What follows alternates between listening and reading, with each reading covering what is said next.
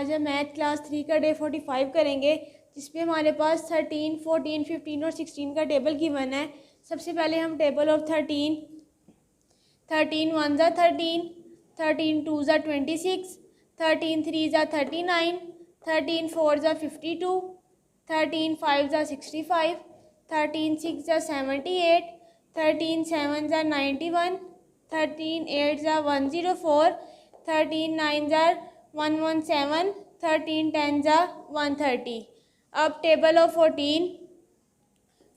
1 ज़ा 14, 14 2 ज़ा 28,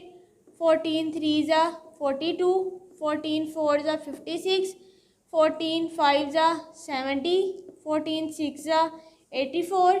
14 7 ज़ा 98, 14 8 ज़ा 112, 14 9 ज़ा 126, 14 10 ज़ा 140। 15 1 ज़ा 15, 15 2 ज़ा 30,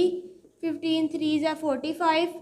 15 4 ज़ा 60, 15 5 ज़ा 75, 15 6 ज़ा 90, 15 7 ज़ा 105, 15 8 ज़ा 120, 15 9 ज़ा 135, 15 10 ज़ा 150।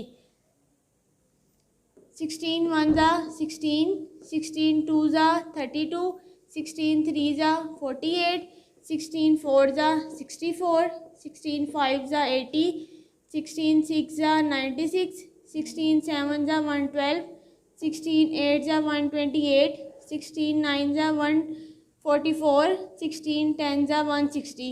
इन तमाम टेबल्स की आपने अच्छी तरह से इनको याद करना और अपनी कॉपी पे राइट करने हैं।